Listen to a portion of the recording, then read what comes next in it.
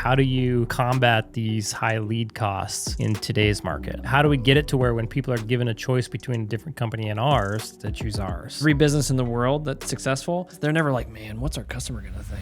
You know, people in my market are charging $150 or $160. If you really did your research, most markets, there's somebody there charging $600 to $800 an hour already. And you're probably looking at them thinking they're ripping people off. The reality is they're the only ones running a legit business. Everybody else is undercutting themselves. If you want to grow into a business where you don't have to be involved, then you're going to have a marketing budget. You're not going to live on word of mouth alone. Some guy said, you know, my dad never charged more than $200 and he's a multimillionaire. Yeah, that probably worked up until about 3 or 4 years ago. If you're gonna make this sacrifice to like start your own business and leave quote unquote the comfort of another employer, like, dude, you gotta like actually do this right. What's up, dude? Hey, Jared, how's it going? It's going good. Good, man.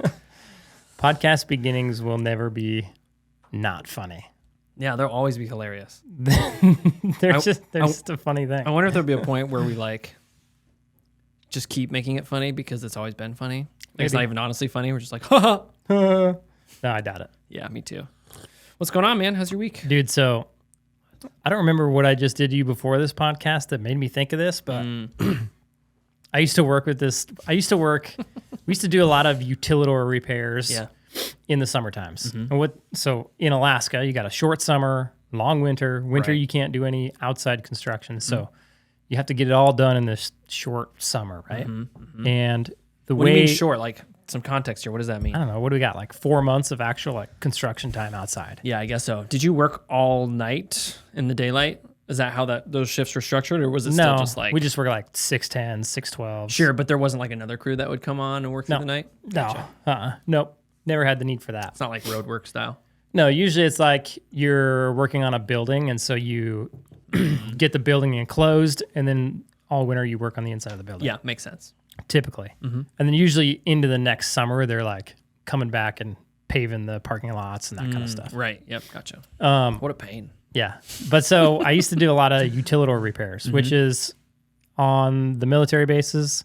All their utilities they have big coal burning power plants, and they produce steam and condensate, right? Yep. And so they heat everything with steam. The byproduct of using steam is condensate. And then they have sewer and water and electrical. And they run it all in these like underground concrete tunnel grid, right? Gotcha. Under all the houses and everything. Okay. Kind of next to all the roads. Yeah, gotcha. And they're usually like 4 to 6 feet deep. And then they're insulated and all that good stuff. Yeah, gotcha.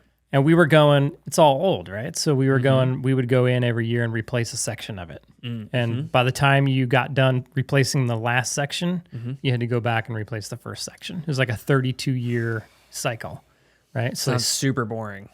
it was fun, dude. I liked it. We were outside. Just, it was pretty brainless work. Wasn't hard. Yeah, sure. Same thing every time, huh? Like every segment you Pretty much. Yeah, we'd spend all winter like prefabbing. Sure. So there's like where all the utilidors meet. It's called a manhole. That's where you have like valves and mud legs and steam traps and all that stuff.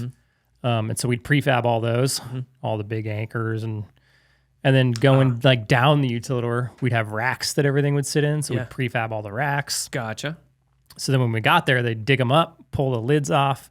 We'd go in and demo all the pipe, and then go in and put new racks in, and then put new pipe in. Gotcha. And then go into the manholes and start buttoning up all the different manholes, and then turn it on. You're good to go. Gotcha. It was fun. I liked it. It was outside. I like being outside. It was fun. Was that one of the last jobs you had? No. Okay. Nope. I did that pretty much my whole apprenticeship. That's like all I did. Yeah, was gotcha.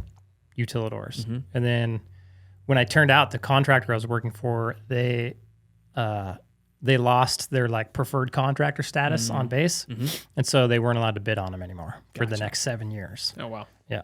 So then we moved into like commercial buildings, doing that kind of stuff. You turned out and then you just stayed with the same company? Yeah.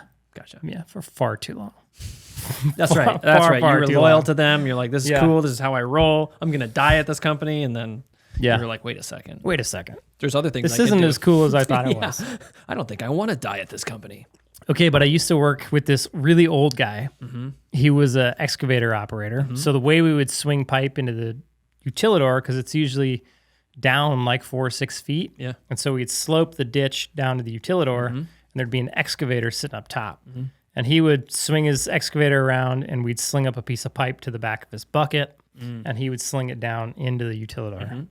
And like pretty much every day, I'd be signaling him to bring pipe in, and I would always be like, I'd always be working him down and be like, oh, and then I'd go just and I'd make him go a little more, and he'd stop, and then I'd make him go a little more, and he'd stop, and I just kept doing it until like it was all like the pipe was on the ground, and then I'd make him pick it back up. And he never caught on. Oh, so he was just a dutiful employee who was just like trying to do a good job. He was such a funny old guy. You were just messing with him the whole time? Yeah. And so I'd be like with my apprentice, and I'd be like, watch this. We can just, it was funny. It was good times. He'd fall asleep in his excavator. Oh, dude, like a boss. That was like, I worked with this old guy. He was like 60, 65 maybe. Yeah. And he would operate the forklift. And when you operate a forklift and you put it in reverse, first off, there's a beeping sound that he couldn't hear. Nice. So he wouldn't know if he was parked in reverse. And then he also wouldn't know if he was parked with the parking brake on or with the parking brake off, because it'd go, mee, but he couldn't hear that frequency. So he'd just be on his phone sitting in the forklift. I'd be like, James. He'd be like, what? And I'd be like, dude, your parking brake's on. Like, you don't know. And he's like, oh, I got to put my parking brake on. And then he's just this old guy he'd also drive the plow truck, which was a little scary, driving around aircraft. Yeah. He'd do I go backwards. And then 2 seconds later, I look over my shoulder. And so you just see him like, and you're like, dude, this guy's going to kill somebody. He was a good dude, though. Yeah. Good old dudes. He never broke anything. Dude, this guy, when I started working, I worked for that same company for 12 years. When I started, this old guy that I was working with, he had to be like in his 90s. And when you started? Yeah, but last time I went to Fairbanks, like literally like 20 years later, I saw him. He still looks exactly the same. I'm like, dude, do you not age? Was he? How old are you? Yeah, what if he was just like 50 and he just looked really old? Nobody knows how old he is. He won't tell anybody. He knows. He's embarrassed. He's like, I'm 45, dude. And I look like I'm 90. No, he was definitely old. Yeah, he'd only come up for the summers. He was he was a pecan farmer. At a pecan farm in Georgia. Yeah, that's cool. And then he'd come up and run an excavator? Yeah, he loved he just equipment. Liked it. Yeah. Gotcha. He owned a bunch of equipment that he'd rent out to the fire service. Gotcha. Made a bunch of money that way. That's a good gig, man. Rent out big equipment. Yeah. Yeah. Yeah, pretty decent. Yeah. Man, what are we talking about today? What are we getting into? No, I don't know. Well, you're the topic master. You literally just gave me that job in the last 2 seconds. 2 seconds. Said that. No, man, we were going to do a State of the Union as far as I think that'd be good. Where the market is. I was having a conversation with my brother. My brother owns a marketing company. And I've been listening to a bunch of podcasts and stuff and getting, I'm always researching, trying to get better, get more information, understand what's going on. And I think I was talking to my brother and he was like, I got there's a lot of people who, and we see this all the time, who hire a marketing company and then 3 months later, 6 months later, they're like, I'm not getting enough leads. And so they leave marketing company, right? And I think a lot of people are blaming the plumber. Like all the marketing companies will blame the plumber. I'm blaming both of them. I think it's probably more the plumber's fault, but at the same time, it should be the marketing companies, the marketing company should be educating as much as possible their client. Yeah. Yeah. But at the same time, if the marketing company is telling you that everything's going good, but you're not getting leads, it's like hard to believe them, right? Yeah, sure. So there's a huge problem with, already to begin with of hire a marketing company, 6 months later, fire a marketing company, hire a new marketing company, 6 months later, fire a new marketing company. All of these marketing companies suck. Right. What do we do, right? Right. And then now you throw in the situation of today, we're, past COVID. Right Business now was good in COVID. Yeah, right now search volume is at the lowest it's ever been in the last 5 years. Wow. Right? And so what I think happened is... Quick question. Yeah. Is that search volume comparable to pre-COVID? It's lower than pre-COVID. Okay, gotcha. So, okay, so this is then like... It's not, is it like the lowest we've seen in a long time? 5 years. Okay, so in 5 years, but the 5 years previous, would this be like a normal low in the search volume? I think we're going back to what's considered normal at this point, right? Okay. Yep. Yep. Coming And I think off the COVID high. And we've been headed there for a while. Sure. Yeah. And because I saw the writing on the wall, I saw the rising ad costs in my business. Right. And so I want to talk about like where we're at today and then what we can do about it to, solve that problem in our businesses, especially for these guys who are, what it looks like for the guys who are just getting involved. Yeah. And maybe not completely solve the problem, but at least help out and bypass the problem and how to deal with it, right? Yeah, maybe provide some frameworks of how to think about this problem. Exactly. Yeah, so we're at an all-time low, right, in search volume. Sure. So that means people picking up their phone and searching plumber or water heater or whatever is at an is at a 5-year low. Did you learn why? Why do you think that is? So we had pre-COVID, 5 years ago, basically, pre-COVID. We're at normal numbers, okay? Okay. Then everybody's sitting at home because everybody got sent home for COVID. Right. Everybody's sitting there getting stipends from the government, and they're thinking, okay, I got to figure out, like, they're looking at their house, and they're like, well, I'm going to do this remodel over here. Yeah, I look at my house every day. I guess I can finally fix that thing. Yeah, or, they're at home pooping in their own toilets now. Yeah, versus at work pooping in toilets, right? Like, man, these toilets do suck. I should probably get these things looked at. Yeah, or they're just clogging them more because they're actually using them, right? Yeah, sure. So just naturally demand goes up, right? And so call volume pretty much goes to like an all-time high. Sure. Not call volume, but search volume. Yeah. So people going to Google and searching for plumber, all-time high during COVID. And so what we saw tons of plumbing companies start up, grow with this high call volume. We saw tons of private equity firms come in and start buying up all these plumbing companies because they're doing so well. Yeah. And now everybody's gone back to work pretty much, and numbers are low. Economy's down a little bit. People aren't wanting to spend as much money. I'm pooping in somebody else's toilet. They're pooping back at work now. That's why I come here for podcasting. They're not looking at their nasty old water heater. They're not having to drink their water at home, so they don't care about the quality of their water as much. They're not having to look at their faucet as often. Sure. Or their bathroom. Or the other way to think about that is everybody's already got new stuff already, right? Yeah, sure. They've already got their thing fixed. Their list has been taken care of. And new stuff doesn't break as often, right? Yeah. So now call volume is back to pre-COVID normal, right? And so everybody's going, hey, marketing company, I'm not getting enough leads for what I'm paying you, and they're hopping marketing companies. Yeah. The other thing that's happening is like if you're in a market where there's, a PE firm who made an acquisition, right? Yeah. Can you walk me through that?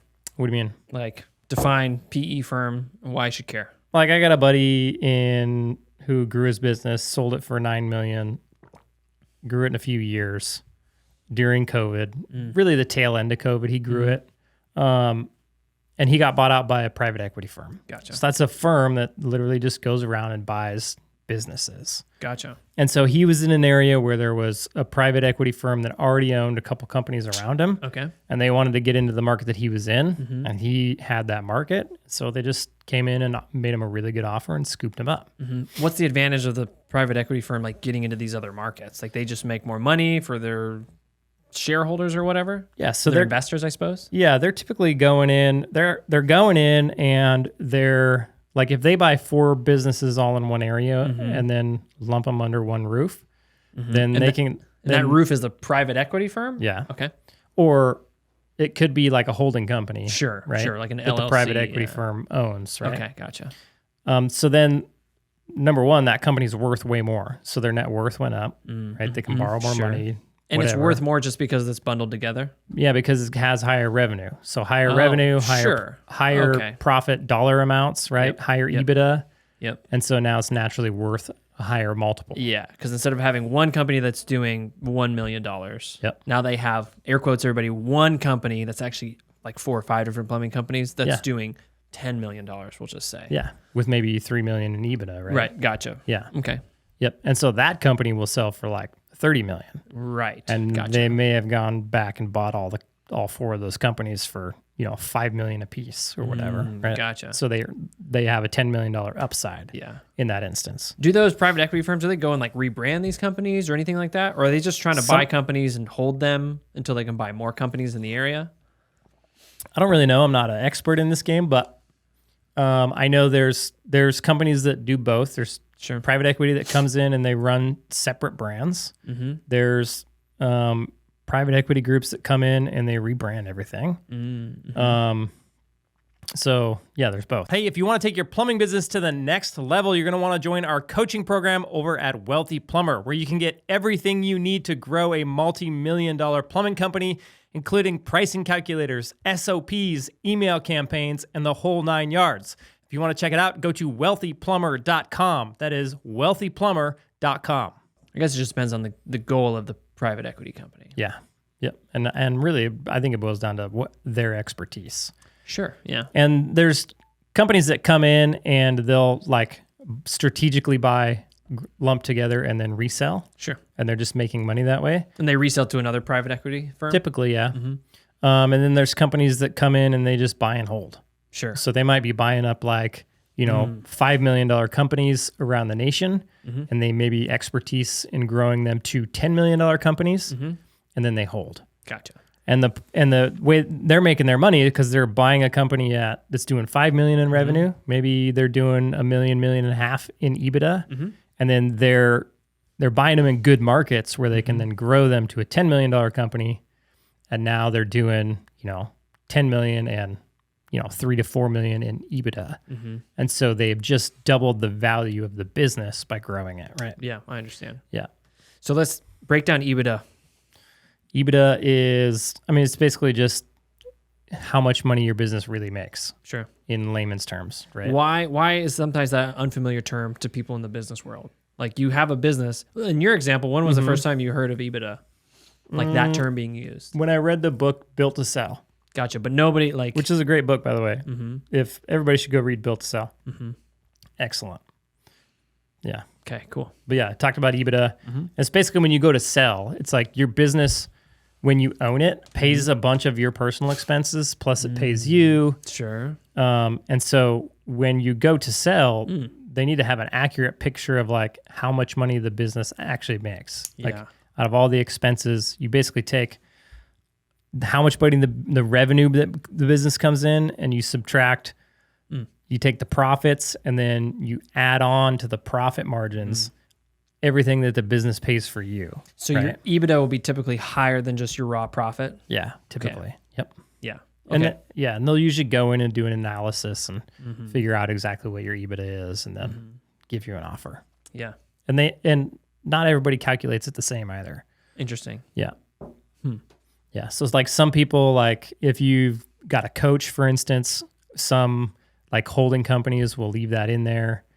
They won't count it towards your profit. They'll leave it in there as a business cost. Right. Those kinds of things. Gotcha. Okay, cool.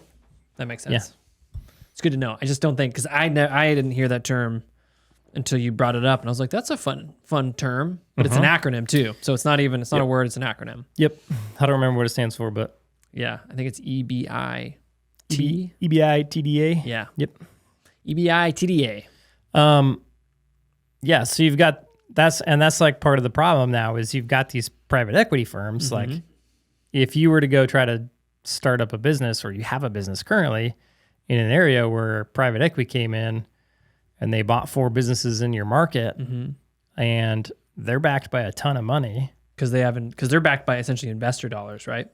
Yes. And they want to keep, like, they don't mind if they're not making money during slow times. They just want to break even, right? Interesting. So they're going to be willing to spend whatever it takes to get phone calls. Why do they just want to break even? Like, it's not that they want to break even, but like most of these private equity companies, they're in it for the long haul, right?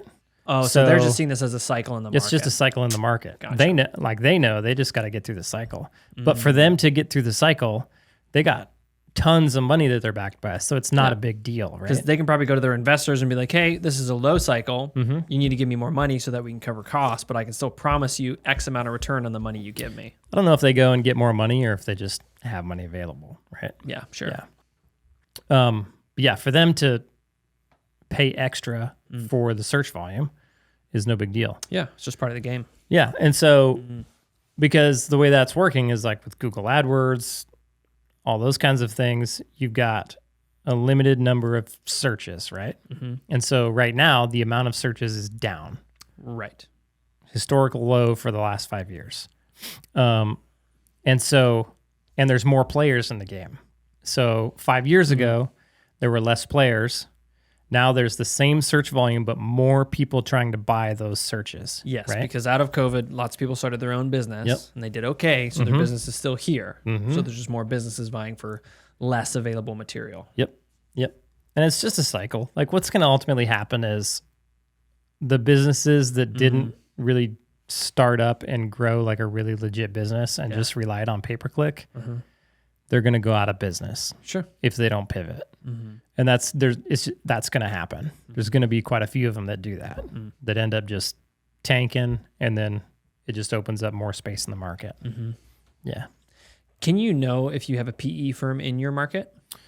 I would think so. Pretty sure you can go look up who owns any company. It's all public data. Gotcha. Yeah. Would that be a helpful thing to do? No, I don't think so. I mean, cost to acquire a customer is what it is, right? Sure. And so what the PE firms are going to do is if it's costing them a lot to acquire a customer, what do you think they do? Well, I guess it probably depend on their margins. Like if you had 100-man plumbing business and you were in a market and you were the dominant player and ad costs go up, what do you do to compensate for that? Well, check my understanding of scale. But at that point, they might not have to do anything because they have an economy of scale. They do, but they do have an economy of scale, but economy of scale only gets you so far. Sure. Right. But what I'm saying is that they could raise their prices, but if they're just trying to break even, then they could also keep their prices the same and just be the guy who's not raising prices and keep customers and then take a hit, even though they have to spend more on marketing. They're probably spending more on marketing, getting less phone calls, and they're probably raising prices on their customers. Sure. I almost guarantee it. Sure. Because you look at any big company that's owned by a PE firm, and they're all top dollar. Right. None of them are low dollar. Sure. Because they understand that it's just the game of if you charge more, you make more. Sure. Everybody on TikTok says, oh yeah, just charge your customer double and you'll make more. And they're like, oh yeah, everybody. What did I say? I said that to about the yard guy. Yeah. Dude, so much hate on I know your TikTok fans are voracious, man. Dude, they are. They get after you about everything. It was they were like, oh yeah, typical TikTok guy, just charge more, make more. But too bad that doesn't work in reality. I'm like, it actually does.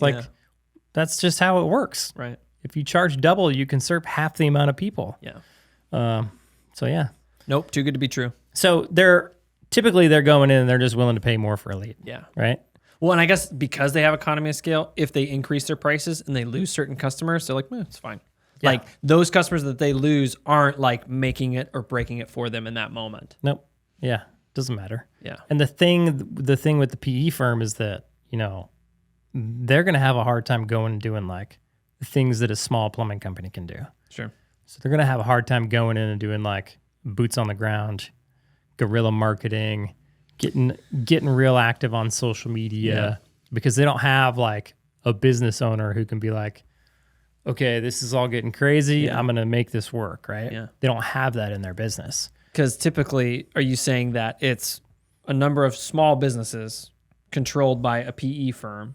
And so there's just more complexity when it comes to the managers of these businesses making decisions? Yeah, it's just a big business. Yeah. So it's harder to pivot. It's Yeah, harder for them to do things that take a lot of physical energy, right? Rather than just pay for a lead. Yeah. So they're sure. Oh, okay, I understand. It's simpler for them. Keeps their business model more simple to say, why don't you just pay more money for the lead? Yeah. And we can raise prices. Yep. Easy peasy. Yep, exactly. So that's how they're, weathering the storm. And then they know that if they just continue to outbid everybody, then it's going to put other people out of business and open up more room in the market for them, which means they just own the market even more. Mm-hmm. And then, you know, they control the labor, they control the leads, Right. they control the market, right? Mm-hmm. Which is kind of what we do in Fairbanks, Alaska. Right. Even though we're not owned by a PE firm, we don't have any PE firms in Fairbanks, Alaska. So we're able to go in and basically have the same play of like, okay, I will outspend everybody on marketing, and I'll outpay everybody's employees, and I'll give them all better benefits. We'll give them all a better place to work. And so we control the leads, we control the labor, we basically control the market at this point, right? So we kind of do the same play in Fairbanks. Yeah. It seems like if you're in a smaller market in this current time, that seems to be to your favor. Is that true? I don't know, because like we still see rising ad costs even with, you know, our small market. So is that just because that's like a global Google thing where they're just going to bring up ad costs? Think about it. Even in my town, we've got, you know, less calls, 15, 20 people all bidding for the limited search volume. Sure. Search volume's down. It's down in Fairbanks, Alaska as well. So that means there's less people going to search, which means more competition for the volume that's there, which means that we have to pay more, right? So we've been very effective at combating that with the way we pivoted. It's probably 2 years ago now. How long have you worked for me? Not even 2 years ago. Maybe like, what month is it? We're coming in August? It's August, middle of August. So almost a year. So you've worked for me for almost a year? Almost, I think. So it's been about a year and a half then since we've been really pushing hard on social media, branding efforts, community involvement. Sure. Yeah. Thinking outside the vein of pay-per-click. Yeah. Because what happened to us is like, and I think all this started about a year and a half ago. Yeah, sure. You mean like all the costs started to go up because people started to search plumber less? Yep. Search volume started to go down about a year and a half ago. Actually, that makes sense. And so now it's finally caught up to the point where everybody's starting to feel the squeeze. Competition went up. And so there's more people competing for the search volume, and then search volume started to slow down. Right. So naturally, it started to cost more to buy a lead off of pay-per-click and other lead services, right? It's not just pay-per-click, it's all of them. So, because like we know a guy who he basically grew his business off pay-per-click, and he was doing really, really well during COVID. But then about a year and a half ago, he noticed his pay-per-click leads were getting more and more and more expensive. Yeah. Yep. And he didn't do anything about it. He just kept trying to spend more to get more. But then he started getting diminishing returns because the search volume was going down as he was trying to spend more. So he was just getting the same amount of leads for more money, right? Yeah. So he kept having to raise his prices to make up for that fact, but it only worked to a certain point. Sure. To where he was, and talking to him, he probably could have raised prices even more and probably weathered it a little better. But he was up to $100,000 months in AdWord campaigns, trying to keep his $5 million a year plumbing business operating. So that's $1.2 million just in AdWord spend. Yeah, that's a lot, right? So I remember talking to him early on in that because we were kind of seeing the same thing in my business was rising Google AdWords costs. And I floated rising costs for a few months, and then we pivoted in those few months to putting out massive amounts of social media content, spending massive amounts on social media, going to local trade shows, going to home shows, sponsoring sports teams, getting on doing more YouTube ads, more Facebook, more Instagram, all that good stuff. Got on OTT, just started to really preach my brand into the community, right? And we turned our AdWords off for a good 7 to 8 months. Sure. Completely turned it off. And now I just turned it off again, actually. I probably turned it off too late because we were getting swamped. So now we turn on AdWords when it's slow, which is everybody would tell you that's backwards, but our problem is when it's busy, we get way too busy. We don't have enough labor to keep up with it. Yeah. So we turn them off, and then we save our money, and we outspend everybody else when it's slow. So you sort of bank that money. Gotcha. And then we're able to spend more when it's slow and still control the leads when it's slow. Yeah. And then nobody else can afford to do it at that point. Yeah. Because they weren't saving money. Yeah. And our cost per click is much lower now because our brand equity in the market is so good. Yeah. Right? Yeah. So sure. Brand equity in the market translates to lower cost per click. Yes. Yep. But that takes time. It takes time to develop that. Yes. And a lot of people make the mistake of when they're trying to build brand equity, they'll try to build brand equity in, their entire market versus just developing it in one small locale first. Right. And then moving on from there. Because the more, if you have a limited budget to spend on brand equity. Right. Which most do. Yep. The more people you try to reach with that limited budget, the more watered down your results are going to be. Right. So it's just going to take even longer to actually put enough equity in there that it actually means something. If I have $100 and it costs me $1 to get in front of one person's eyeballs, and I'm trying to get in front of, let's say it costs me $1 a day, and I want to get in front of 100 people's eyeballs, and I want to get in there every single day, well, then I can spend $1 a day and get in front of them every day. But if I have 200 people and the same $100 budget, I'm only going to get them every other day. Right. And so what people are doing, they're in huge cities where there's millions of people. Yeah, and they're just shooting it out to the whole and they're just shebang. shooting out to everybody, and it's not doing any good, right? Yeah. Versus picking 20,000 people maybe and spending $3,000 to $4,000 just on that small 20,000 market. And hitting them up to where they're seeing your stuff between all the other sources, seeing you 10 to 20 times a month. Yeah. That would be ideal, right? And then that's how you start building brand equity. So they see your vans, they see your social ads, they see your social content, they see your YouTube ad, commercial. We'll call it a commercial. They see your YouTube commercial. I'm like, do we call it an ad or do we call it a commercial? I think it's an ad because it says skip ad. YouTube will define There you go. it as So they see your YouTube ad. They see you on, OTT, Hulu, Netflix, and then they see you on the back of their kids' sports jerseys. Right. Then they go to, a local event and you're there with a booth and you can talk to them. Right. They've seen you a ton. Your brand equity is really high, right? And we talk about this a lot, but what's going to happen when they go search you on Google AdWords and they have a choice of 2 plumbers and you're one of them. Right. And they've seen you all over the place. Your brand equity is good. They're going to call you. Right. Right. So that's kind of how, and those are the kind of plays that you can do that these bigger firms have a harder time doing. Right. Yeah. Just organizationally, it's more difficult because there's more shareholders that have to have buy-in. Yep. Yeah. And they can't, they're not going to go hire a social media company that's going to put out 50 to 60 pieces of content every month. Yep. No, and I mean, there's a big hesitancy to do that. To your point, I talked to a big franchise for Plum Social, and it was I was on the call with 6 other people. Yeah.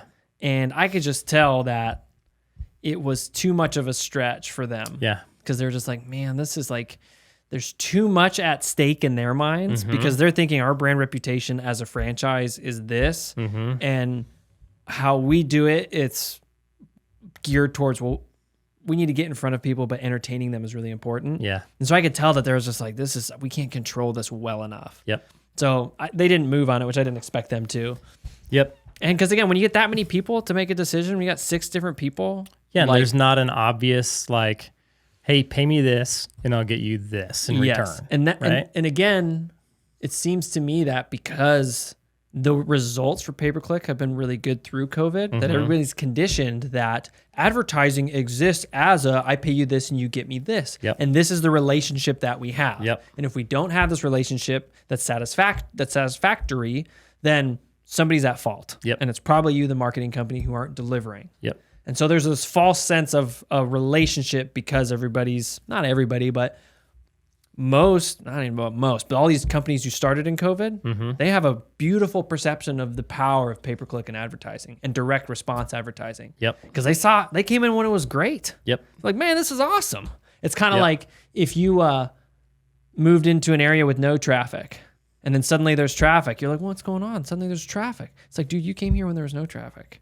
Like now there's traffic. Yeah. Now it's different. Yep. It's just the way it is. Yep. So now you got to figure the side roads out so you can avoid some of this traffic. Yep. Yep. So going back to like, we kind of understand the problem now. Right. So the problem is less leads, more people bidding at them, higher lead costs. People that are just used to leads, like leads, like the ROI on leads, willing to pay lots of money for leads. Yeah. So what do we do as a company who, maybe we're just starting out, or maybe we are doing 5 million in revenue, or what? Like, how do you combat these high lead costs in today's market? What do you do about it? It's probably the same answer for the smaller, just starting out guy and the guy doing 5 million, right? And my first guess would, you still need to raise your prices to accommodate that, right? Yeah, I think so. I think you have to not be afraid to spend more for lead, number one, right? But even if you spend more, you're still going to be limited on your leads, I believe, right? So the question becomes like, how do we optimize how do we optimize that, right? Sure. How do we get it to where when people are given a choice between a different company and ours, to choose ours? How do we make that happen? And it boils down to just like we were talking about, just brand equity, building brand equity. Yeah. So then it's almost like, because you were fortunate that you began building your brand equity when you didn't have these higher costs to get leads. But these guys who aren't in that position, they're having to do all this at the same time, essentially. Yep. So I guess the question is, what can you do that doesn't cost you a ton of money that you can begin to build that brand equity so that in, a couple of years you have brand equity, and then it's easier for you to, let's see, what should we say? Stomach the cost of higher pay-per-click, or compete in that space, or something like that. Yeah. I think you want to, like Tommy Mello always talks about, just owning that space. Sure. Like, sure. he always says, are you priced high enough to where you can own Google in your area, right? And I think that's a good way to look at it. Maybe you can't own it because your market's so huge and there's huge players there, but you can own a piece of it, right? You should be priced where you can get a piece of it, where you can actually participate, right? Yeah, sure. Because again, if those PE firms, if they're charging a whole bunch of money, that gives you permission to charge a whole bunch of money too. Yep. Provided you don't suck at what you're doing. Yep. Yeah. I don't know a single like PE firm company that I've noticed that's under like 500 an hour. And it makes sense too, because a PE firm they look at these businesses that they buy from a business perspective. So when we ever talk about building a company of value, the point is like, you're probably going to sell to a PE firm, like, because that's typically who's going to be buying, and they're going to be looking for primarily profitability. And then they're going to look for, okay, how can I scale you? Do you have the right things in place for me to actually grow you so that I can make money off of you? Yep. And those companies are the ones who run businesses. Yep. And what happens is plumbing companies don't really set themselves up as businesses. They set themselves up as alternative to a previous job. So I went into plumbing because I started my plumbing business because this is a viable alternative to the job that I used to have for somebody else. Yeah. Because of fill in the blank. And they just end up with a really crappy job. They do. Yeah. And sometimes it takes a while to realize that because you don't have a bookkeeper. And so you don't really know like how hard it is until you've gone a full year and you're like, holy crap, that was miserable. Why is there no money left in my bank account? Yeah. Or you offer under like some, limiting beliefs. Like, well, if I just get more leads, I will be able to make this happen. Right. And so right now we're in a time where it's going to become impossible for you to get more leads. So everybody out there who's saying like, well, I like to play the game of like more. So if I get more leads, I can hire another guy because I have more work. So I need to get a marketing company who can just get me more leads. Now that argument's going to be off the table because it's unaffordable to get more leads unless you raise your prices. Yeah. So totally. You have to raise your prices to get the leads, and then you have to start working on optimizing people picking you over somebody else. Yeah. So building that brand equity into the community, like getting on social media, creating lots of content, putting money behind that content to get it out in the community, going and doing community involvement projects, not being afraid to be different and funny on social media either. Like true. Don't just be normal and do lame stuff, right? Yeah, don't take yourself so seriously that it becomes a disadvantage. Yeah. Be silly and different, right? I mean, be loud, attract attention. Yeah, attract attention. It's like the guy who owns Rhino. I always watch him, and he's like, he always comes back to I shipped my pants. Yeah. Right? Mm-hmm. Just rocketed Kmart to, tons of online sales or whatever. Right. Which is funny because I think a Kmart and I don't even know is there a Kmart that exists anymore? Are they still in business? Maybe like up on the East Coast or something. I haven't seen a Kmart in a long time. Anyway, don't be afraid to ship my pants kind of stuff, right? Yeah, but I mean, like even like Geico's a great example. Yep. What's the insurance company with the guy he's always pretending to be that natural disaster? I want to say it might be Progressive, but I'm not sure. Oh, maybe. Progressive's got that weird lady. Oh, Flo. But here's the thing. Progressive used to be serious. There was actually an ad campaign where they positioned themselves against Geico, and they would say stuff like, we're Progressive, the guys who are serious about business, not like the other guys. Essentially saying that, like, you can't trust Geico because he's a silly gecko. And then Geico was like, okay. But then the funny thing is they flipped, and now they're comical. Think about all the commercials that you want to watch during the Super Bowl. Yeah, no, like... They're all funny, right? Except for the Farmers Insurance, which is always pulling out my heartstrings. Yeah. Which they do, like, for that to work, you have to be exceptionally good at it. Yep. Because if you can't effectively run an ad campaign that can tap into the more melancholy emotions, the more sadder emotions, you just look like an idiot. Like you look like you're like you're soapboxing. When suddenly you're like, you should feel sad for this. You're like, boo, make me laugh. Like nobody cares. I'm watching the Super Bowl, dude. I'm not that sad right now. Yeah, that's funny. I was thinking about going on. There's a site called Cameo where you can go pay. I don't know. They're not like celebrities. They're what? They're like B-list. B-list, is that what it's called? Yeah. B-list celebrities. Yeah. You can pay them, you can give them a script, and they'll read your script. And like they just film it on their iPhone, and then they send it to you. Yep. You pay them like $250. So you can go pay like Tony Hawk or any of those B-list celebrities to create ads for you. I think that'd be a great way. Yep. Because, and the way I was thinking about doing it is picking the holiday for the year, or making a list of the holidays and then picking like 2 people for each holiday, pay them to do a cameo, like, hey, and call out your local market, right? And then just wish them a happy holiday. Yeah. Hey, have a great, Thanksgiving or whatever, and run that for a month. Yep. And then you can use it again the next year. Yep. I thought it'd be good. Yep. For pretty cheap too. I wonder if you can use those as ads. I think you can. Yeah. I don't see why not. Yeah.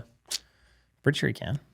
Yeah, I wonder if you like own the rights to the video once you purchase it from the celebrity. I don't know. I have no idea. Yeah, maybe they have to like check a box like, oh, I'm good with you sending this as an advertisement. Yeah, I don't know. I've never done it. Yeah. We'll have to ask. Costin my son got me that. The for chocolate rain guy for my birthday. Yeah, when he told me that at first, I didn't know what he was talking about. Had you not seen the chocolate rain video? No, I didn't know that there was a thing where he could get that guy to personalize a message. Oh, yeah. Because I was like, that can't exist. Like, that sounds so like... What is this? But then I saw it and I was like, is this even real? And then I was like, wow, this is an interesting service. Like, it is. It's cool. It is cool, especially for the celebrities who are doing it, where it's like, oh, yeah, I got to make a 12-second video on my iPhone and I made $200. Like, dang, dude. Yeah. I wonder how much of that they get. Like, what's their cut? Oh, yeah, sure. Because they probably have to be positioned on that site. Anyways, we could probably go into that rabbit trail for a long time. I imagine it's a pretty good cut, though. Yeah.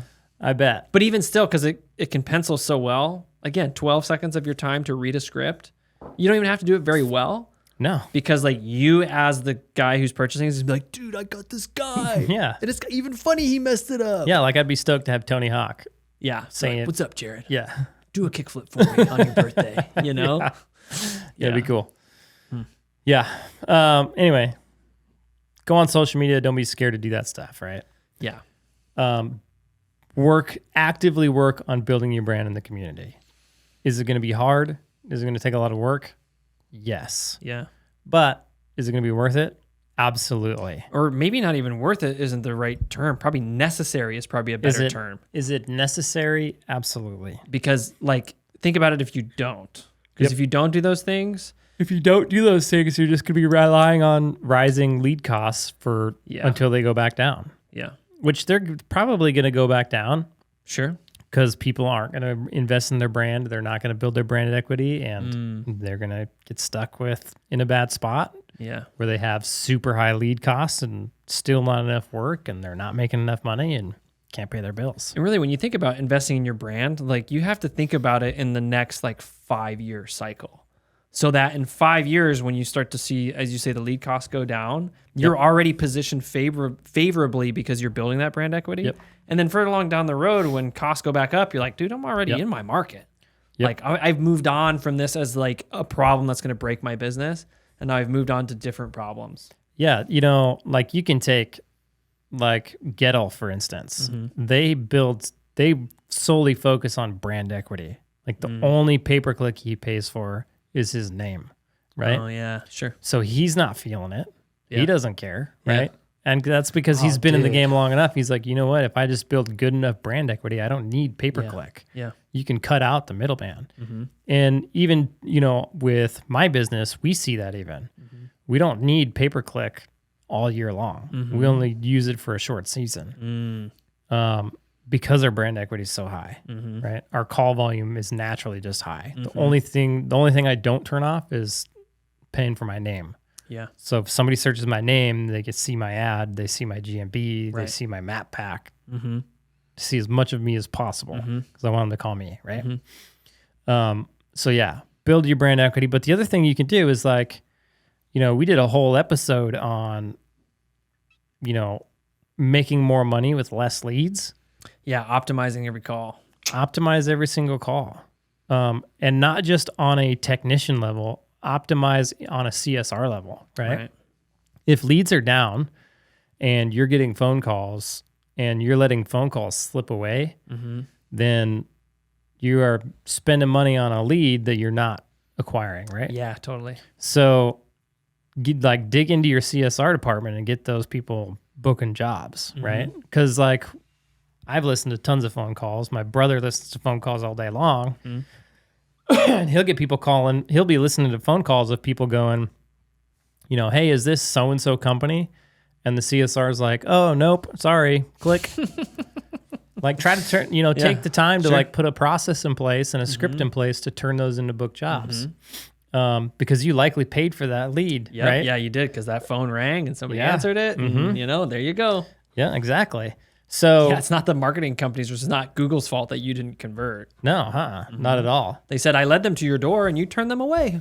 Yeah, and Google's actually recently made some changes where you can no longer target just your market. So you can or people who live in your market, but now you have to include people who have, and don't quote me on this, but I think this is what I was told, was people who have been there recently. Same with Facebook. So if you've recently been to Fairbanks, Alaska, you're going to start seeing my ads, even if you live in Montana. Yep. Right. So now people are going to start calling from Montana. So it just makes the whole situation even worse. Right. And I don't know if they'll go back around, and typically when they roll stuff out like this, they roll it out and then they go back and fix it for certain people. Yeah. But who knows? They're in the game of trying to give their customers relevant ads, but they're really in the game of just making money. Yeah. Right? So they're probably loving it, right? Yep. They're making tons of money, lots of competition. They're just raking in the dough, getting paid more for less calls. They're going to be there. They're going to be there so long as everybody doesn't increase their brand awareness to the level that they're not necessary. Right. Yep. Exactly. Which probably will never happen. No, it won't. Yeah.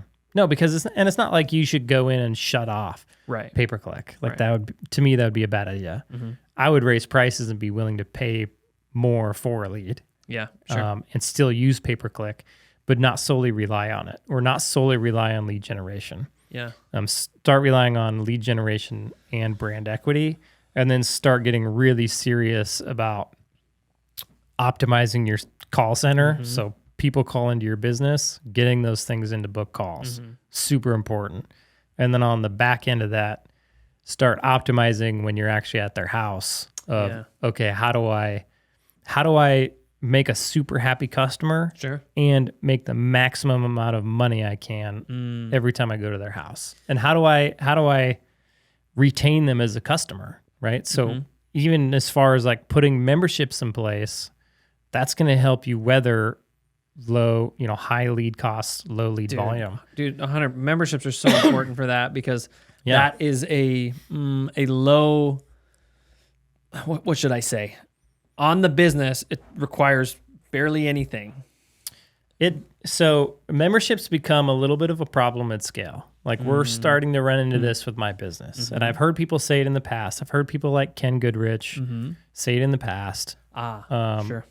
And we're starting to feel it now because we've got a couple thousand members that all want an annual maintenance done at the same time of year. Right? Yeah, sure. All within a couple months span. Yeah. It's a lot of customers to serve in a couple months span. And they all expect to be taken care of at a higher level because they're paying money for something. They're paying money, and they've bought into our membership. Yeah, so it's a double-edged sword. They can be your best friend, but then if you betray them, man, they can flip and they can be like, you promised and you under-delivered. Yep. And so there's a big, like in our area, there's a big misconception that you need to have your heating equipment tuned up right before winter hits, right? Yeah, where you could just have it tuned up anytime. You can have it tuned up anytime. It lasts the whole Yeah. year. Like that tune serves the whole year. You could have your tune up done in June. Yeah. And it would still work through the winter. Yes. And so we're trying to come up with processes or systems or ways to where we can start getting those people to book,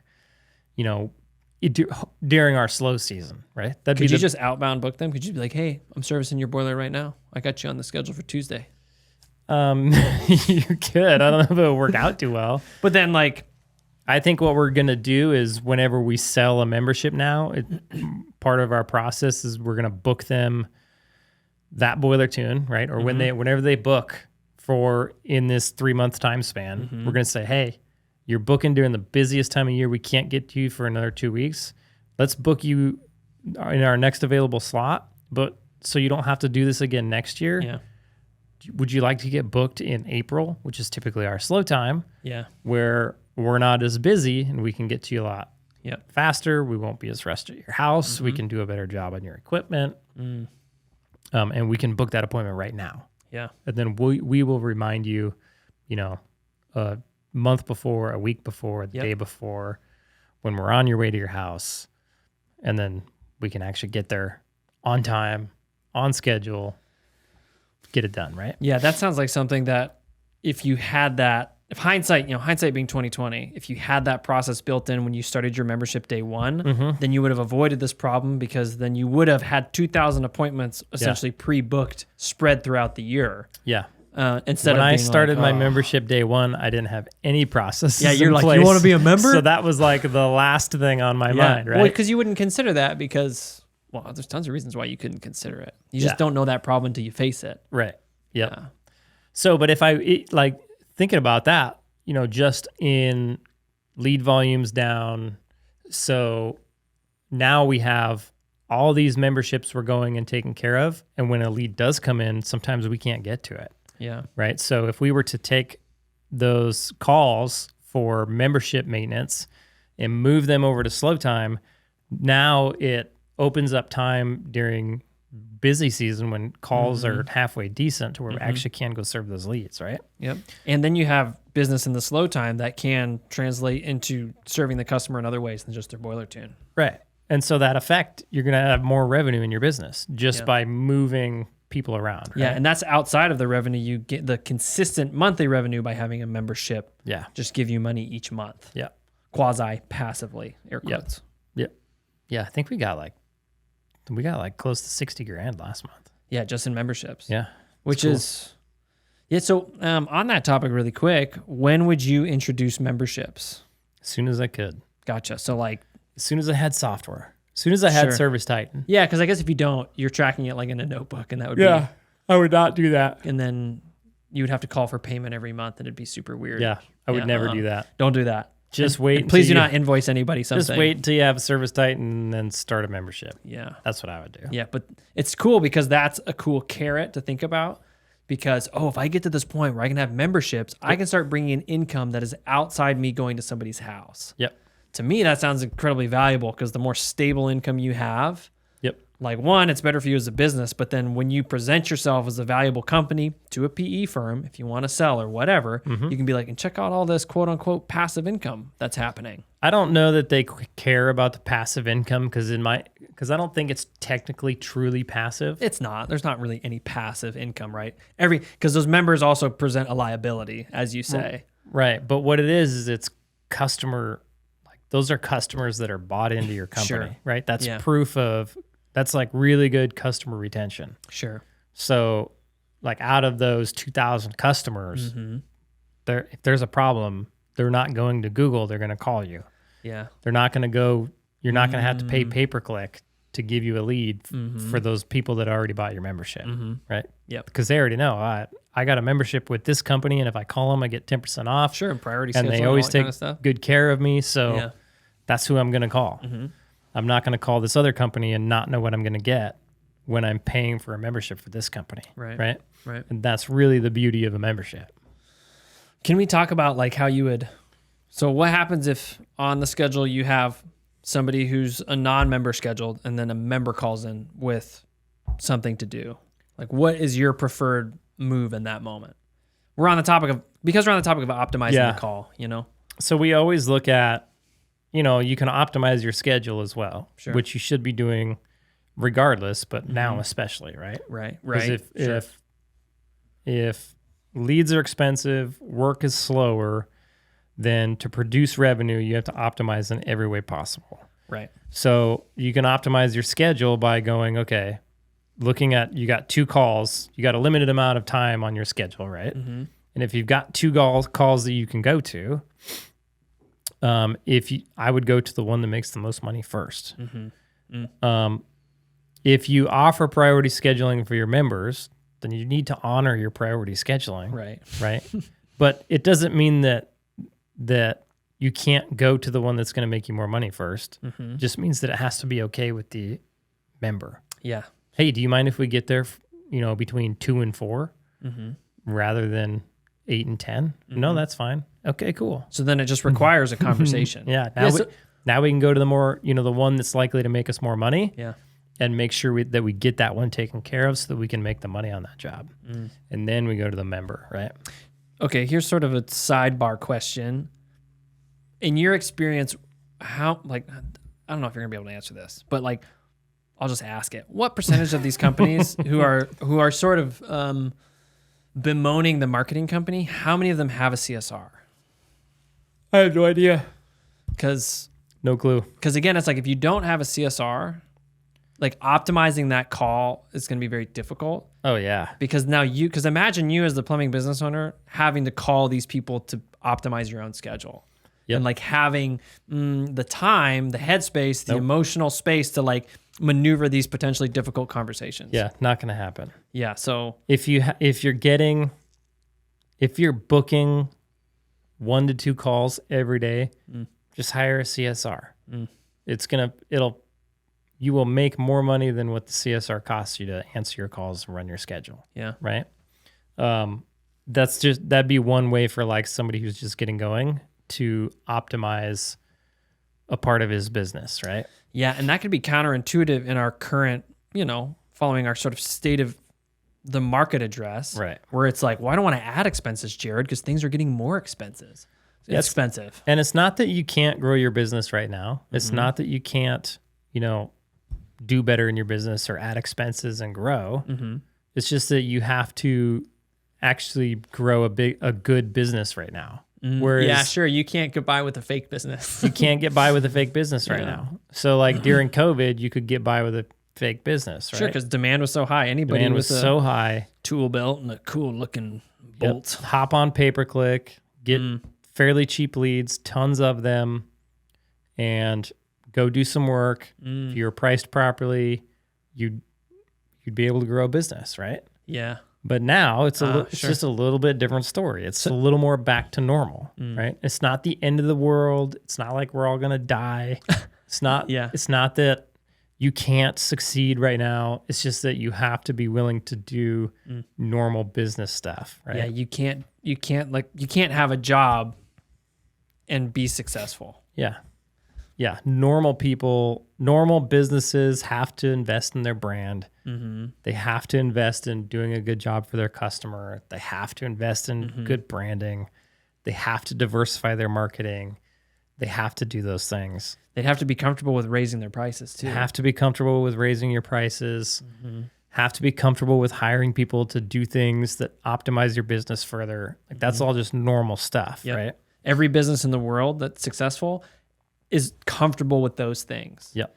Like when gas goes up and down, like the people who sets the gas prices, they're never like, man, what's our customer going to think? They're like, hey, we got to cover costs, dude. It's expensive. Yeah. Gas goes up. It costs more to produce gas. Cost of gas goes up. Yep. And it's the same with your plumbing business. Yep. Every business is going to operate on that because every business knows if they don't think like that, they're not going to be a very good business. It's so crazy to me how many people don't understand pricing their plumbing business. Like who don't understand just looking at the cost and saying, okay, it costs this much.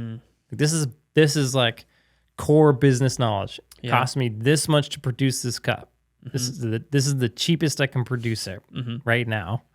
And so for me to be able to stay in business, I need to charge the customer what it costs me plus a profit margin on this cup. Yep. Everything, not just the materials in the cup, not just the labor for the cup, but the marketing for the cup, the building that the cup was made in, the maintenance on the pottery wheel for the guy who threw this cup, the truck who delivered the cup, the truck who delivered the cup, everything needs to get built into the price of this cup. Right? It's just like with your plumbing business. Yeah, because it's not a special thing that operates outside the norms. No, it's hard for plumbers to grasp that because they're not used to that. They're used to thinking about what is like what's going on in my market. Right. What are other people doing? Yeah, they're so caught up in my market, right? Sure. Like guys on my Instagram reels, TikTok reels all the time, they're like, dude, that would never work in my market. Right. Or people in my market are charging $150 or $160. But I guarantee you, again, I think I said this on our last one, if you really did your research, most markets, there's somebody there charging $400 to $600 to $800 an hour already. Right. And you're probably looking at them thinking they're ripping people off. Like everybody else is doing it for $150. They're just ripping people off. The reality is they're the only ones running a legit business. Right. Everybody else is undercutting themselves. Right. That's the reality, which is sad. Yes.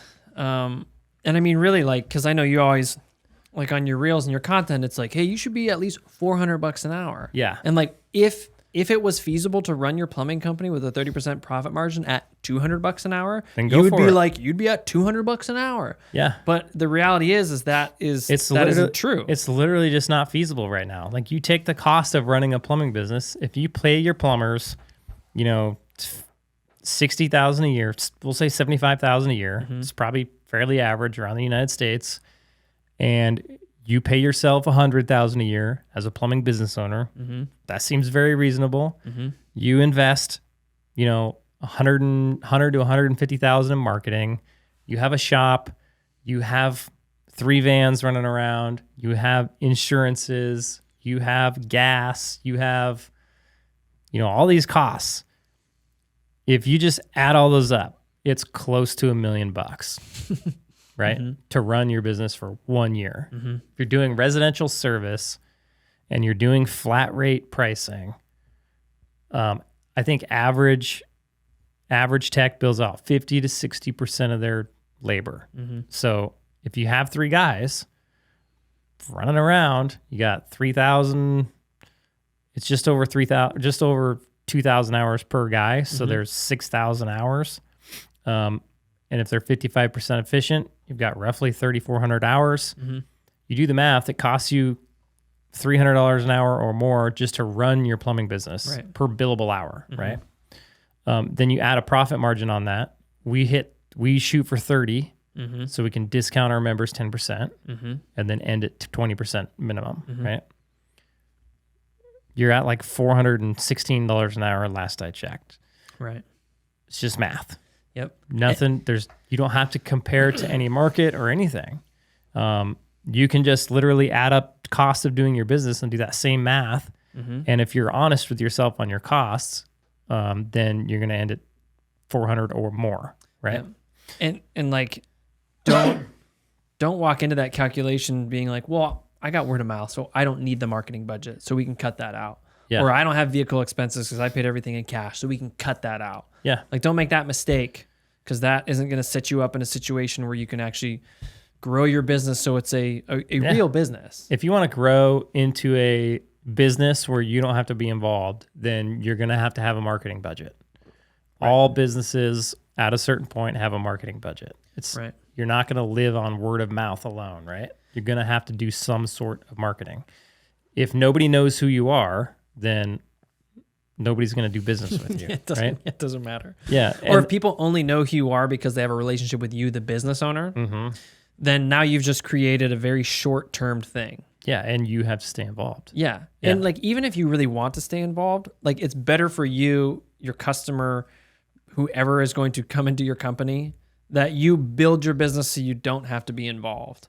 Like, it's cool to be involved, and like, yeah, if you want to work in your business a whole bunch, do that because that's what you like to do, but don't build it so that's necessary, because ultimately you're not making something that is valuable. You're just making something that you have to be a part of. So if you're going to build it, you should just build something of value. Yeah, exactly. And if you have to be involved, it's way less valuable. Yeah, I'm just saying that, like, anybody else. Yeah, and I'm saying that you should build it of value. And because like some guys are like, well, I want to be in the business. I like to do the work. Like, that's great. Then do the work, but this business shouldn't be dependent upon you doing the work. No, you should be able to leave for a month and nothing goes wrong in your business. Right. You should be able Nobody calls you.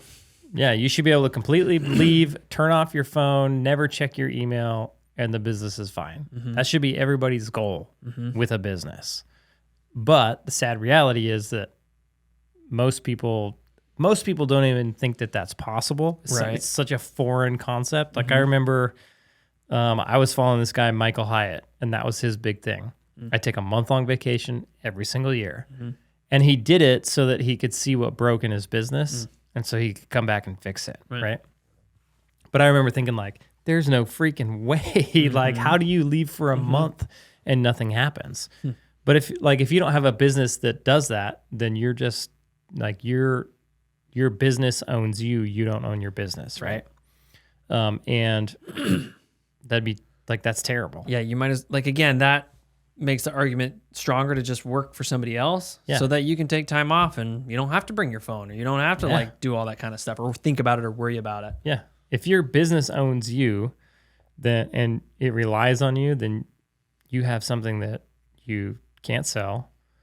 You're working on it and you're working in it, and you're going to end your life at You're not going to end your life. You're going to end your career at 55, 60 years old, 65, whatever. You're going to get to a point where you can't work anymore, and you're going to have this business that you've been pumping your whole life into, your heart and soul into, and you're not going to be able to run it anymore. It's going to die, and you're not going to be able to sell it. Right. Why would you do that to yourself? Or why would you do it to the offspring you want to pass it along to? Because I've talked to a lot of guys who are like, well, I want my son to participate. And sometimes there's this idea of like, I don't know why he doesn't want to come into the business. Because like, it's a business. It's cool. It's like part of the family name. And right, it's like, because he's looking at dad going like, I don't want a part of that. He's looking at dad and he's being like, okay, so this business put a strain on our relationship because we can't hang out as much. Yeah. It puts a strain on dad and mom's relationship because he's always got to go work on the weekends. Yeah. I can't remember who I was talking to about this, but it's like don't let your business make you a liar. So when you say, hey babe, I'm gonna be home at 6, I promise. And then suddenly you have to go and take that extra call because you need to make the ends meet. Mm-hmm. You have just turned yourself into a liar. No, I'll be here this Saturday. No, it's cool. I'm not going to work this weekend because, things are good. But because maybe you don't raise your prices or you don't have real marketing, you got to work that Saturday. Yep. So your business just made you into a liar again. Yep. And that does not communicate well of you. It doesn't communicate well of your business. Nope. And the sad thing is it doesn't have to be that way. Nope. Like it definitely doesn't have to be that way. Nope. It doesn't. And if you're in that position and your business is that way, realize that there is a way out of that. Yeah. And it's not easy because you have to come into a whole new perspective and a mindset about business that you're unfamiliar with. No, you just have to grow your business to a point to where you have enough people in it to where all the core functions are covered, and then put enough process. That was a gnarly knuckle crack, dude. It distracted you. That was gnarly. I've never heard a gnarlier Really? knuckle crack. No way, that wasn't even that big. That's pretty good. Yeah, well. It's from biking. You're a dork. I fell in my driveway yesterday. Oh, nice. Just like going too slow. Went up a curb and just ate it. Super funny. Good job. Isaac was like, "You okay?" He's like, I was like, "Yeah." He's probably laughing at you inside. He's probably like, "Why did Dad fall like that?" Yeah. Anyway, you just got to grow it to a point where all the key positions are covered, right? Mm-hmm. And then put systems and processes in place for doing stuff. Mm-hmm. And then you can leave it. Yeah. Yeah. It's that easy. And I mean, I think really I think it starts with unraveling the limiting belief that you can change your prices. Like, I'm not even talking like you can increase them a whole bunch, which yes, I am talking about that, but there's almost this hesitancy like, well, I haven't changed my prices and I've never even touched them in 3 years. Oh gosh. And it's like, oh, well, you should be comfortable with touching them. Like, that's just a part of business. Because I think there's a pride with well, my prices have been low the whole time my dad was in business. 20 years. Yeah, exactly. And so it's it's part of that feels good because you feel like you're serving your community well. Because you've been, everybody is doing all this, but I'm staying solid. Yep. But unfortunately, it's not actually an indication of health. I got a TikTok comment the other day that some guy said, I think it was on my reel, you need to be charging at least $400 an hour. Yeah, right? people love that one. Oh yeah. And there was a guy who commented, my dad never charged more than $200 and he's a multimillionaire. Mm-hmm. And it's that probably worked up until about 3 or 4 years ago. Mm. Think about how much more expensive it's gotten to be in business just since I started. Yeah. When we probably could have started at $330 just 3 years ago. And now we're close to $600 just because cost of doing business has gone up. Yeah. You're talking about, I think it was last podcast, we were talking about vehicles. We actually never talked about box trucks. Just put there. Box trucks. My first van, for instance, was $51,000. Yep. I just bought 2 more. They were $83,000. That's an incredible difference. My first van came with a floor in the back and a partition. Mm. These new vans, I don't even get a floor. No what? Floor. You don't get no floor? I got to order my own partitions. Holy moly! Yeah. Jeez. And they're $30,000 more, right? Yeah, everybody's feeling the pinch. 3 years later. Nothing's gotten cheaper. The labor hasn't gotten cheaper. The insurance hasn't gotten cheaper. The cost of goods hasn't gotten cheaper. My shop rent hasn't gotten cheaper. Yeah, so why should you keep your prices the same? Gas hasn't gotten cheaper. Mm-hmm. Everything's gone up. And business costs, cost of doing business goes up. Hourly rates got to go up, right? And then throw that in to our conversation at large is then your cost per lead is going up now. Advertising costs have gone way up. It just costs more to be in business. Mm-hmm. And all the people that you do business with, so all the people you're hiring as subcontractors, your marketing company, your bookkeeper, all of their costs have gone up. Yep. So now they cost you more. And that just ends up having to cost the end consumer more. It's just how it is. Yeah. Because, somebody's got to pay for it at some point. Yeah. So to this guy's point, there is a reality of your dad could have made millions of dollars at $200 an hour, but that does not work today. Yeah, that doesn't mean that just because he did it, you can. Yeah. It's awesome that he was able to do it. Good on him. That's cool. Yeah. But you can't just think that you can no business that is multi-generational is I'll just keep doing the same thing the last generation did. Yeah. You look at big businesses that have been around forever, and there's always some sort of innovation that comes in because there has to be. Yeah. especially with like the marketing game has totally changed. oh yeah, 100%. Yeah, even the game of like how you go about your business has changed, right? Like we've gone through shifts of like it used to be just somebody calls, it's mom and pop shop, you go out, it's your X dollars amount an hour, Sure. and that's it. You do the work, and then you hand them a bill and they pay it, right?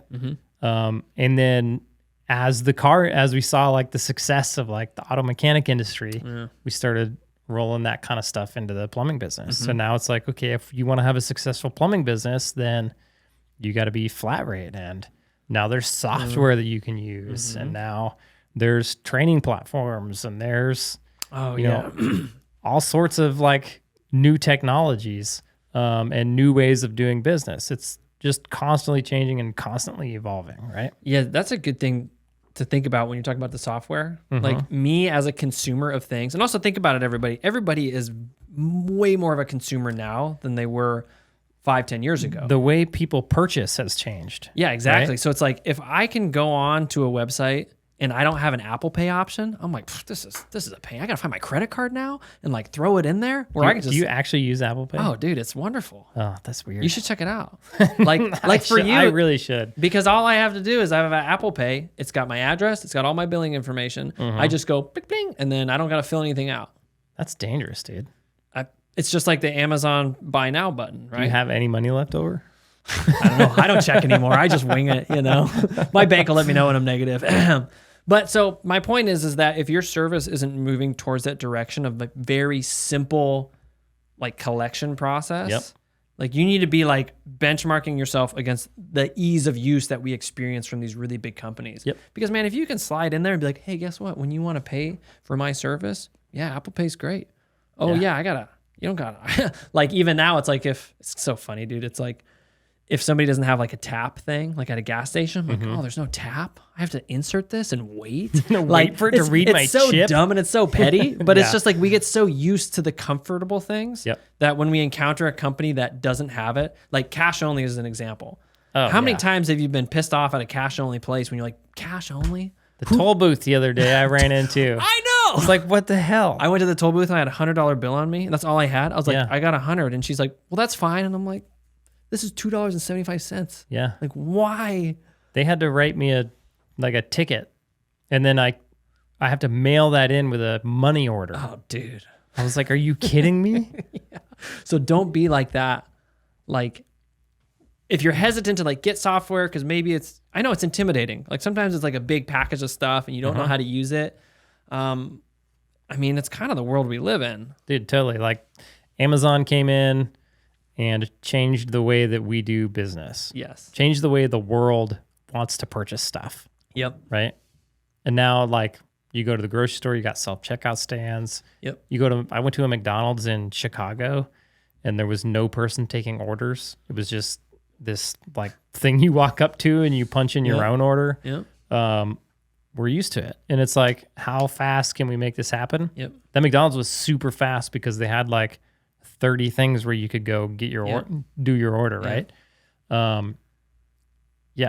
Like for the customer, when they wake up, first of all, they don't want to call you. Right. They don't want to have a plumbing problem.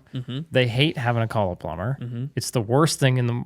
It's like the worst part of their day if they have an expensive thing, and if they have a plumbing issue, or if they've got to even just get regular maintenance done. They're like, what a pain in the butt, right? Yeah. Do I have to be here for this? Like, yeah. So I go to work. Ideally, they would wake up. There'd be a plumbing problem. You'd already be there fixing it, and then you'd magically disappear the second it was done, and it took like none of their time, right? Yep. So you want to make your service as close as possible to that. Make it extremely easy to get a hold of you, extremely easy to book a call with you, show up on time, make it extremely easy for the plumber to like give them a cost up front, have the plumber do the work that day, right then and there, and then make it extremely easy to get paid and then leave, right? I mean, that's what they want. It's like, how seamless can we make this whole process? That's what makes people happy in today's market. And software plays a huge role in that. Huge role. Yeah. Yeah. Well, you can't do it without software. Nope. Yeah. And I think we're probably getting to a point where if you don't have software, like that is going to make you a non-option for the customer. Yeah. Like, yeah. There's a lot. I don't know. I wonder if there's still people who are on paper, oh yeah, like doing paper invoices. Yeah, definitely. Is there really? Yeah, because I see. I mean, I think a lot of those guys have just moved to QuickBooks and like that's their invoicing. But when I see like, people come through for our coaching program and I see what they fill out, a lot of times it's like, I don't have any software, or it's QuickBooks or something, which is like one step becoming more adjacent to paper. Yeah. You're pretty much still on paper. You pretty much are. Like if I have to go through my email and find your email where I have to go and then do all this other stuff to pay you, I'm already like, bro, dude, I have 10 billion emails. Our yard guy. Exactly. Yeah. Yeah, like if I could just be charged for a service, that'd be really nice. Yeah. So our yard guy, he comes and mows. He mows ours once a week. How often does he mow yours? Twice a month. Twice a month. Mm-hmm. Your grass is getting long. You're actually supposed to let your grass get longer in the summertime. Oh, really? Yep. That's not what Joel Salatin says. What are you talking about? You sequester more carbon if you get it during its teenage years.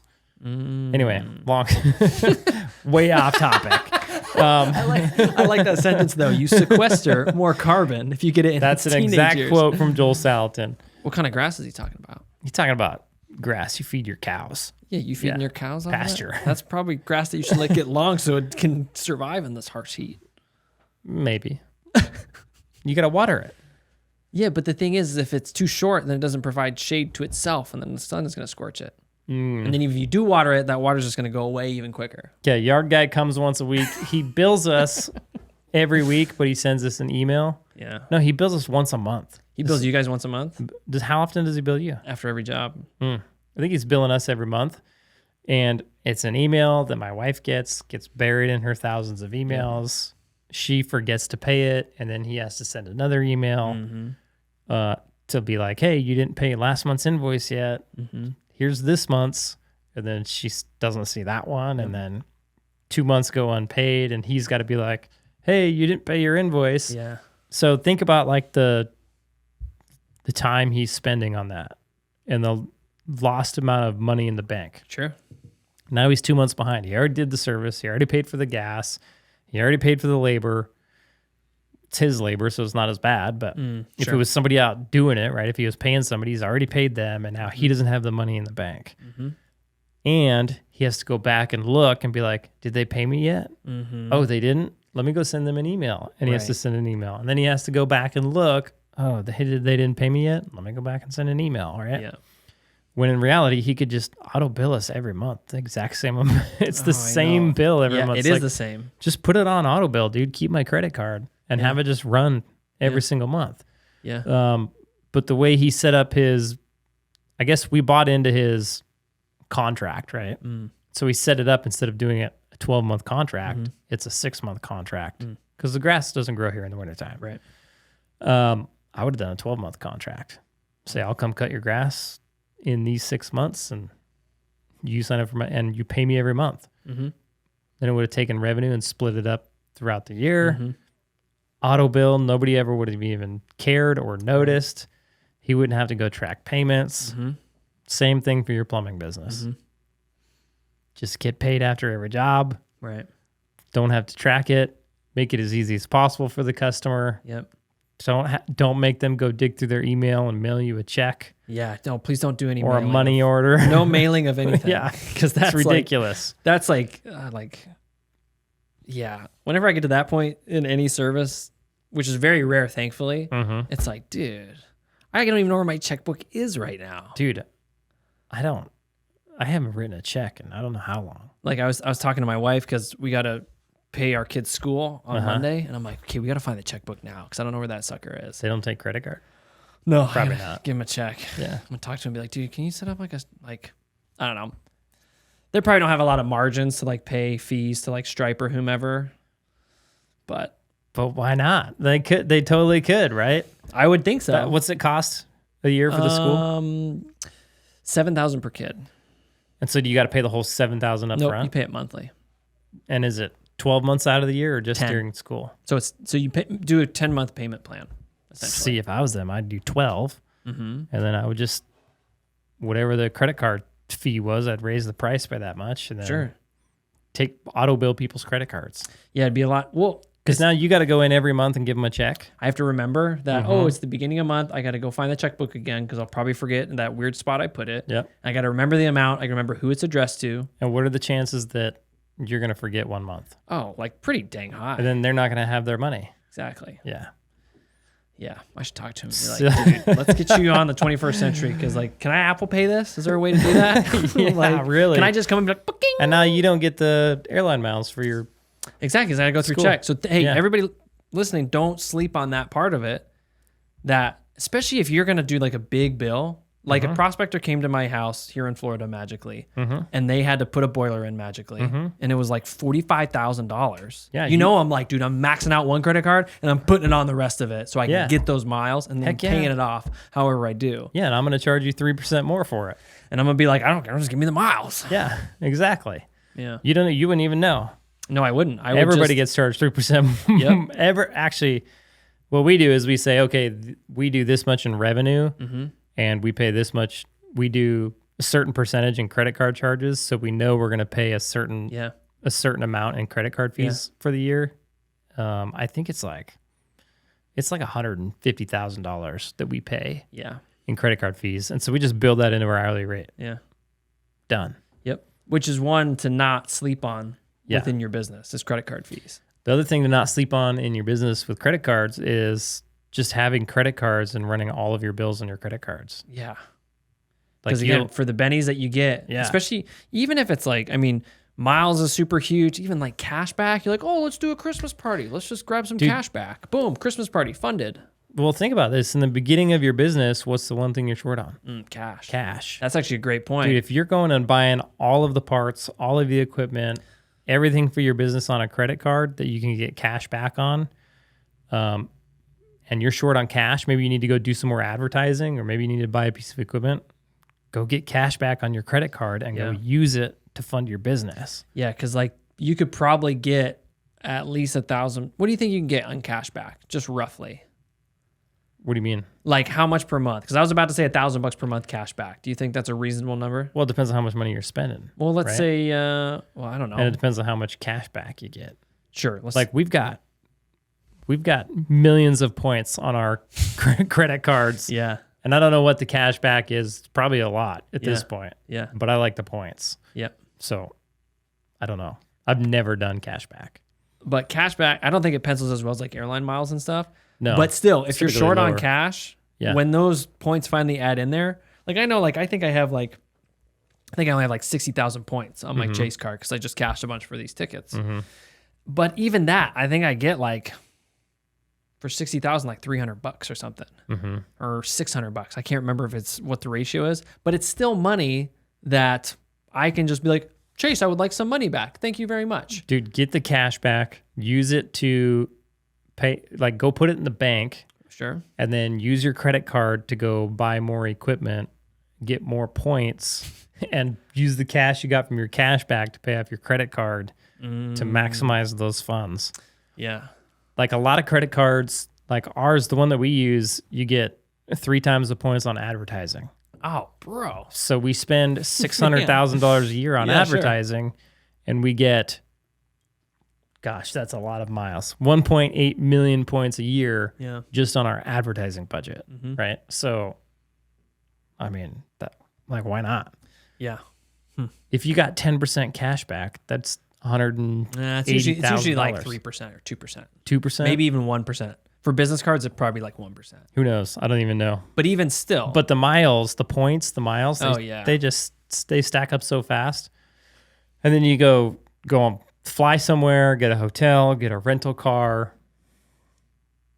Think about it this way. Like Dunzo. if you need to take care of that customer who, let's say you couldn't finish the work, you got to put them up in a hotel. Like, oh, good thing I have 1 million miles and a hotel points, and then I can put them up in a hotel, and it's not like costing me any money. Yep. So it's just like, man, it's a tool out there. You just got to use it. It's a tool. You got to know how you can use it. It's a tool. Just got to use it. And like it will help you probably more on the small side of your business than on the large side. Because again, that cash flow is so key that if you can get every little bit that you can. So like right now in our current time where we're talking about like, hey, invest in your branding. Like if you have points available that you can cash out to invest in your branding, like, oh, I can go and like sponsor this team with this $1,000 a month cashback points. Boom. Here, team, here's $1,000 a month, you know, or however you want to structure it. Just from my credit card transactions. Yeah. Like, Easy peasy. Go buy some flyers with that money or something. I know if you listen to like Ishmael Valdez, he's like, he talks about growing his next gen era or whatever, and he talks about his credit cards. He was like, I was constantly maxing those out, and I was constantly calling them and telling them I need more money. I need more credit, right? That should be you during your business. Just, I mean, he grew his business super fast. He was risking it all, just going for it, no turning back. And I think that's kind of the attitude you should have. Yeah. And you should be using those credit cards to your advantage. Yeah. Like you have them there, use them. That's what they're there for. Let's talk about, so in one of our coaching calls that we had one of our guys in our program, and he was talking about what it felt like when he was investing in his marketing. And I thought it was like sort of a profound moment because he was having this like come to Jesus moment of like, Jared, this is scary because I'm going to run out of money if I keep investing in my market like this. Yeah. And like, just walk me through that conversation and sort of what you told him. And so I think it's just a helpful to see a guy feeling that. Yeah. He was kind of like, you know, he had just hired a it's just him in a truck. He had just hired a marketing company and he was, you know, he was like, okay, I'm doing this marketing and I'm spending all this money on marketing. And if it's going to bring in, he's like, I feel it starting to catch on. Like I'm starting to get calls from it and it's likely going to bring in more calls than I can handle myself. And so, and if I keep spending on it, and I'm the only one out running calls, then I'm probably not going to be able to afford, it's going to be hard for me to afford it, right? Right. Yep. So the logical decision is hire somebody and keep paying for marketing and then just keep going, like keep hiring people so you can do more marketing, so you can keep hiring people, so you can do more marketing, so you can keep hiring people until you don't have to be in the truck or until your business reaches the size that you want it, right? And so he was like, by investing in marketing, it's like forcing me to grow my business. Yeah. And I'm like, yeah, it is. That's the point. That's the point. And it was scary to him because it was like, oh, like I actually have to do this now. Yeah, it becomes real. Because like we can sit here and have these conversations and it's like pretty high level and we can feel comfortable and everything. But when you're actually doing it, you're like, holy crap, I got to hire another human? Yeah. And like I got to make sure that human is busy and I have to deal with their idiosyncrasies and their personality, and then I gotta hire another human. Yeah, dude, it's freaking. If you've never done it before, it's scary. Yeah, because it's just unfamiliar. It's weird. It's not something that's normal. Typically, none of your family does it. Yeah, none of your friends do it. You don't have anybody to be like, yeah, that's rad, dude. Keep going. Yeah. And so it's a little nerve wracking, right? Yeah. It was funny though. Like, right, I put that. We record all our calls and we post them back in the group. And one of the other guys watched it and he was like, dude, that's right where I am too. I'm like, yeah, he's scared to do marketing because he knows that if he does marketing, he's going to start getting call volume. Yeah. And then he's either going to have to go do it or he's going to have to hire other people to do it. Yep. And it's like, I'm going to be forced to grow my business. I'm like, that's the point. That's why you're here in the first place. That's why you're in our course. You're here to grow your business. Yeah. So you need to start marketing if you want to grow your business. We have another guy who's in a very similar boat, but he's like, you know, he keeps looking at it like, I think I want to like hire a couple guys and get a couple vans and like make sure that like I got all the stuff in play before I do marketing. Right. So that so that when I kick on the marketing, that we've got ready. all the irons worked out, right? And I'm like, well, what happens if you get the guys and you got the vans and you got all the stuff, but then you don't have any call volume, right? It's like marketing takes a while to kick off. And so talking with him, it was like discovering his real worry was he's going to go do marketing and then he's not going to be ready for it. It's going to force him to like jump in and get stuff together. And I'm like, dude, just go do it. Yeah. Go spend the money on it. Get the call volume. Figure out how to take care of the calls, whether that's buying vans, more tools, equipment, hiring people. And when you do that, you'll be buying vans and hiring people and buying equipment, but you'll be making that money back right away that you've invested, right? Rather than going and investing up front, and buying vans and getting people and then not having the work. Now you've invested all this money, but you have no way to get return on it. Yep. And then you have to wait for your marketing to kick off, right? Yep. So it's kind of a weird. So it's just a different way to think than what you're used to if you've never had a business before. Yeah, it's a different way to think, but then it really brings it home of like having a business is going to require you to rise to the occasion to run this thing. Yep. It's really easy to see that idea intellectually and go, oh, I understand that. Like, I'm sure when that approaches, I'll be able to handle it well. Yep. But it'll sneak up on you in these little moments of where you're like, I don't think I can. Wow. And then you're like, this is what we're talking about. Yeah. It's uncomfortable. Yes. Yeah. And then you have to get comfortable being uncomfortable. Yeah. Right. And you will. It doesn't get any less, like that doesn't go away. And the uncomfortable feelings don't go away. You just get more comfortable being uncomfortable. Yeah. Like, oh, okay, like I still look at my business and it's like, it could explode any day, but you just get more comfortable with that. Sure. Yeah. And the longer you're in it, the more faith you have in it. But like, I know like if I just completely took my eye off the ball and just never paid attention to it whatsoever. Let's say I never had a meeting with my general manager and we didn't track KPIs and we were just like, hey, it's set up. See you later. Yeah. I don't think that would work. Right. Totally. Right. Yeah. I think you would lose a lot of cultural connection with your general manager and he would start to drift down a road that you might like he just might start doing his own thing. Not that it would be bad. It could be good. Yeah. But like he would feel adrift. He'd be like, I'm cut off from my leadership. So what am I just supposed to like do what I think is right? Like I ain't the owner. I don't have the skin in the game to feel comfortable to do this. Yeah. While you're just like off in La La Land or whatever. Yeah. Yeah. Yeah. And so like, it might pitter on for a while, but eventually it'll start to separate. Right. And you are required to come back and like hold everything back together. Yeah, I think so. I think what can help with that is if you have a really strong set of core principles and beliefs established in your business, then when you start to go away, those are the things that can replace you. Well, it's like going back to the beginning of our conversation, you look at these huge PE firms that own tons of businesses, right?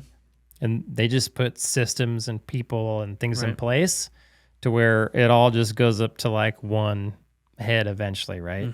So like for me, like, I've got Prospector, we've got Plum Social, we've got Wealthy Plumber, and I'm like the head of those three, and then there's heads of those three, and then I'm in communication with those heads. But like as we keep going, there's if I start another plumbing business, then eventually there's going to be the head of the plumbing businesses, and then I'll just talk to that guy. Right.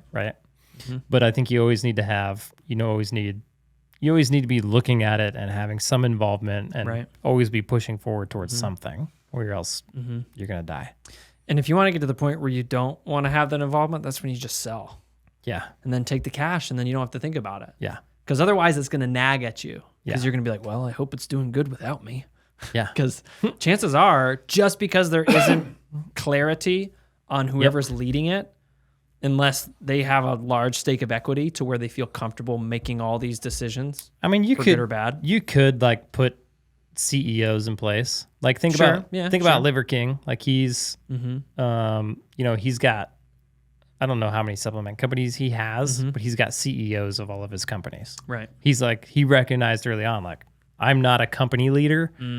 I'm just a marketer. I started this and I'm good at being this weird marketing dude. I like to eat raw meat and film it. Yeah. And I think he was really good at like customer service. Yeah, sure. He was huge on customer service, watching his story. So he's just got people who run his businesses for him. Right. Cool. And innovate and think about that stuff. Yeah. And he's over there just marketing, which is cool. Yeah. Yeah. To know your strengths is really important too, which let's see, you probably discover those along the way. Like, did you walk into your business life assuming your strengths and then you Nope. actually uncovered them? My strength is that I was dumb enough to go for it. Sure. That you were, that when you was- felt that resistance of like, wow, I really have to do this, you were just like, I'm just going to ignore that and keep on going. I know, not really. Like my strength was really just, my strength is, I don't even know at this point in the game, really. Well, let me phrase it this way. Like, did you have an idea of your strengths when you started business? No, Okay. no. I don't still have an idea of my strengths. Yeah. I'm just good at I'm really good at putting my head down and just going for it. Right. Yeah. So it kind of makes sense. When I started my plumbing business, I just put my head down and it was like, I'm all in or nothing. Yeah. And so I was all in, right? And I think that's played a big role in its success, right? And then once I hired when I hired your wife to be my CSR, like the first person I hired, once I had that realization of what it's like to hire people to do stuff for you, I was like, game changer. Yeah, sure. Now my head's down and I'm all in on growing this plumbing business to where everybody else does everything and I don't have to, right? Yeah. That's when I had that realization. And then even just hiring my first tech, and then he was going out and billing money, and I was like, cool, this guy's out doing stuff, making me money. This is cool. Yeah.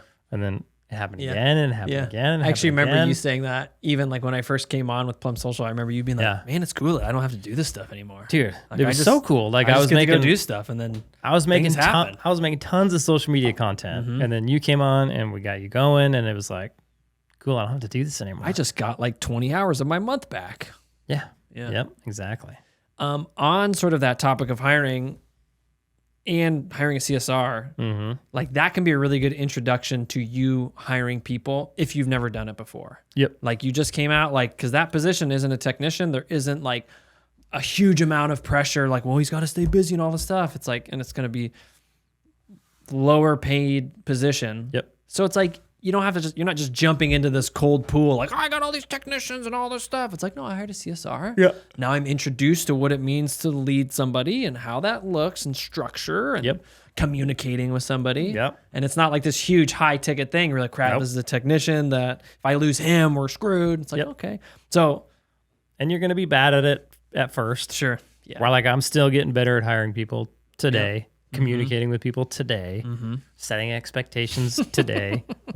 It's not you're always improving. You're not going to be rock star boss or employer, or you're not going to hire somebody and set them up for success the first time. You're going to be oh dang, well that could have gone better. Yeah, sure. And that's okay. I really that's how messed you that learn. one part up. Hey, I remember hiring your wife and then going I've never hired anybody. I know there's paperwork they got to fill out, but I don't know what it is. It's always the hardest part of the dang paperwork. Yeah. And then so I think I called my bookkeeper and I was like, I just hired somebody. How do we get them paid? How do we make sure they get paid? And then I paid her under minimum wage. Yep, which is hilarious when Ayla was I got a raise today. And I was like, really? She's like, yep, 14 cents. Yeah. So we're right at minimum wage right now. It was super funny. That's funny. It's a good story. Yeah. Went from $10 an hour to $10.19. I can't believe I started her $10 an hour. Yep. Yeah. I can't believe she agreed to that. We We must have been desperate or hurt, or I think she was just bored actually. Yeah. Because I think she was just home. She's like, I am so bored. Yeah. And then you're like, hey, you want to help? And she's like, sure. But she's always been so much more about helping because she's dedicated in that way. Yeah. Than just oh, I need to go make a bunch of money working for Jared. She's like, no, she's somebody who buys in very quickly. Yeah. In the sense I will do what's required of me to see results because she's Yeah. results driven. Yeah. So she just wants to achieve that end. Yeah. And so it's easy for her to buy in with stuff like that. Yeah. Good thing. Yeah, good thing. Right? Good thing because it helped me out a lot. Yeah. Yep. Yeah.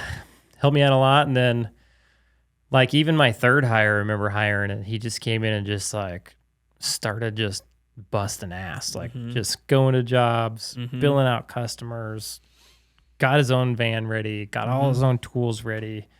And I was like, wow, this is rad. Yeah. It was cool. Yeah. So that's my new goal in life. Not do anything. Just hire it all out. Yeah. And then you can, what's Alex Ramosi? He likes to say something you make enough money till you question the reason. What's his quote?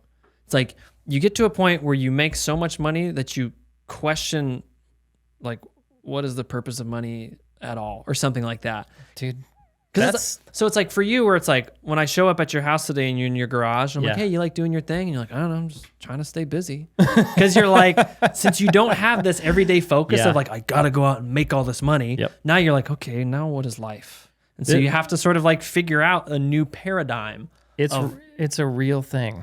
So here's the thing. We can get so drawn into our work as our purpose. Mm-hmm. And like, if you're in any Christian circles, there's always talk of like, yeah, you know, your purpose, Jared, and all this kind of stuff. And like your purpose is outside your work. Yep. But what happens is we get tied to that purpose of production very naturally because we spend like 40 plus hours a week doing that same thing. Yeah. And so when you're suddenly sort of relieved of that responsibility because you've arrived at a certain amount of financial success, you realize that you're like, what the hell am I supposed to do with my life if not this other thing? Dude, that was me. I came down to Florida and I could spend my whole day doing whatever I wanted. And so there was a while where we would like, I was waking up later and going to the beach and then going to get coffee and then stopping at Everman and getting bacon and eggs. And they got really good biscuits. And then coming home and I was like, I was lost. You're like, is this life? Yeah, it was true. I was like, because I've lived my whole life like always trying to be like just live the simplest life possible because to me it was like, okay, the lower I can keep my expenses, the less I have to make, and then the more freedom I have to do what I actually want to do. So the more money I have, the more time I have. And I'm still that way to an extent. It's just kind of like how I am and who I am. So I don't actually need a ton of money and I'm perfectly happy like living a relatively simple lifestyle. And so when I made $1 million in a year, it was like, now what? Yeah. When I didn't have to go to work, it was like, well, now what? Yeah. That's why I bought my van. Yeah. So you're like, that's why you saw me out there just trying to kind of fill time. Put my own flooring in my van, right? It's like, I guess I'll just kind of fill time until something happens so I figure this out. Yeah, you got to find a new purpose. Yeah. Yeah. Got to find the real meaning of life, I think. Yeah. I mean, it's really easy to, especially like as Christians, it's easy for us to be like, oh yeah, the meaning of life is like Jesus. Yeah. And like, we can say that and intellectually like agree with that. But then again, it becomes difficult because you practice most of your life just working. Yeah. And so when suddenly you don't have to work, then you realize like, oh crap, like I don't quite understand actually what I'm supposed to be doing because really my purpose was I just go and work and provide for my family. And again, I'm not saying that like, oh, that's unworthy. I'm just saying it's sort of, if you can have the opportunity where you don't need to input all that time to make enough money to live, then you have space to think about things differently. Yeah. And it presents a new set of challenges. Yeah. I want to start, I read that book by the Hobby Lobby guy, and they give away 50% of their previous year's profits the following year. I'm going to start shifting, like creating businesses and then creating those businesses like to start giving back. Right. So like I was listening to a Ryan Pineda podcast and the guy who started the Bigger Pockets didn't start Bigger Pockets, but he was on the podcast. Right. He has his new coaching. It's not a coaching program. It's like a group you buy into where you can, they help you set goals and they hold you accountable to your goals. Sounds pretty cool. But they're giving away 100%. 100% of profits go to a charity that he picked out. Sure. And it was kind of funny because he was challenged by one of his buddies. He was telling him, hey, I'm going to give away like 20% of the profits. And he was like, well, why not 50%? He was like, dang, yeah, you're 100% right. Why not? And then he was like, well, why not 100%? And the guy was like, dang it, you're right. I don't need any more money. But it was it's a cool idea. When I first read the book by the guy who started Hobby Lobby, I was like, this guy's a little nuts, like the way he thinks about it, but he's 100% right. And like, you look at these two guys' businesses, two guys that are currently giving away tons of money, like millions of dollars. And because they're thinking about their business that way, they have not only given away millions of dollars and made huge changes in the world, they also have very successful businesses as a result of the way that they've chosen to run their businesses. because people want to support them because Yeah. they're giving back to the communities. They're giving back to their employees. They're giving back to certain charities, right? So I think I'm going to start pivoting to that. Like we just launched, I think on Prospector for our plumbing company, we're doing Prospector Gives Back, where you can go to our website and people can fill out a little form for an opportunity to give back to the community. And so we're going to set a certain percentage of our budget away just to give back to the community. Right. So I'm going to start as we start new businesses and as they get profitable, I'm going to start just setting them up like that. Sure. And then with the goal of just increasing the percentage that gets given back Yeah. over time. Yeah. I think it'll be cool Yeah. Cool. as part of a purpose. Sure. Because starting businesses is fun. Running businesses is fun. I love business, but what good is all the money? Sure. Yeah. When you're sort of piddling around your garage, like, well, I could buy stuff, I guess, but I don't really want it, right? Yeah. Yeah, I could go buy a Ferrari, but I don't want it. it doesn't add anything to your life or your happiness or anything. Not at all. But, and I think it's like important that like those of us who have skills, we should probably maximize those skills to benefit other people. Yeah, I think that's why God gave you the skills. Yeah, and right? so it's like to like hide behind limiting beliefs because it's just the norm or what other people do. Even though you know you could do it better and you have potential to offer more. Yep. It's like, okay, well you should lean into that. Yep. Like don't be afraid to do that. Yep. Like don't be afraid to make more money just because you have a gifting and you were born in a place where that's actually possible. Yeah. Right? Like we're in America where we can go out and make a company and make a bunch of money. Yeah. And then have an opportunity to go and actually affect real change in the world. Yep. So what that does for me is it gives me a purpose to work. Yeah. And then it gives me a work to do. Yeah, sure. Because when you don't have to go to work and you don't have a job per se that you have to go to, you lose that. I think everybody needs a work to do. Yep. So yeah, man. Cool. Let's just touch base right at the beginning of our conversation and just wrap it up for us. We're in a market where leads are more expensive. Leads are more expensive, so you got to optimize in every single way. First be willing to raise your prices, be willing to pay more for leads, be willing to spend more on marketing.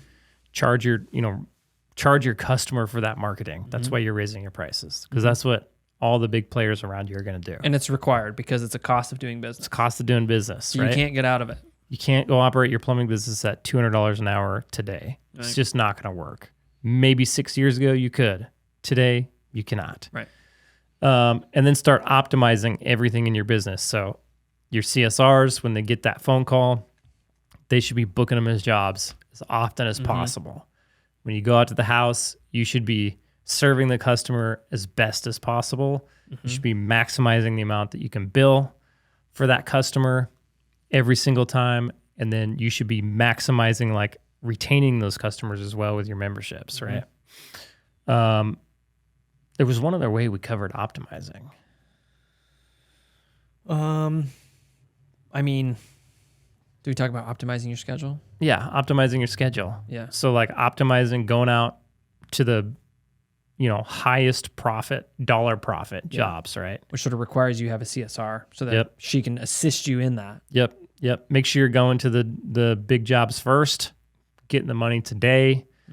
That way you can afford to that way you're maximizing the amount of money that's coming into your business, right? Then you can afford to go spend more on marketing, that kind of stuff. You can afford the high lead costs.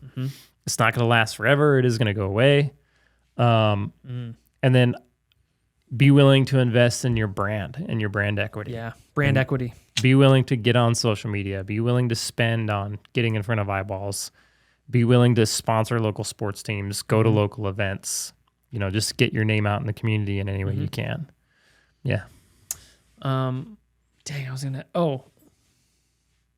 And realize I think that maybe the main thrust of our conversation was, and still is, now is the time when the real businesses show their heads. Yep. Right? This isn't, it was warm-ups for the past 5 years. Yep. And now it's like, hey man, if you want to be a real business, it requires you operate as a real business. Yep. Because the market is going to reject any other offering. Yep. So like if you're going to make this sacrifice to like start your own business and leave quote unquote the comfort of another employer, like dude, you got to like actually do this right. Yeah, commit to it. Yeah, cuz burn the ships. Yeah, burn the ships, commit to it. It feels uncomfortable, but you have to put yourself in a position where growth is the only option. Yep. Cuz otherwise it's not going to work. And the market is turning, it's going to spit you out at this point. Yeah. Yep. Cool, dude. Cool, man. See you next time. See you, dude.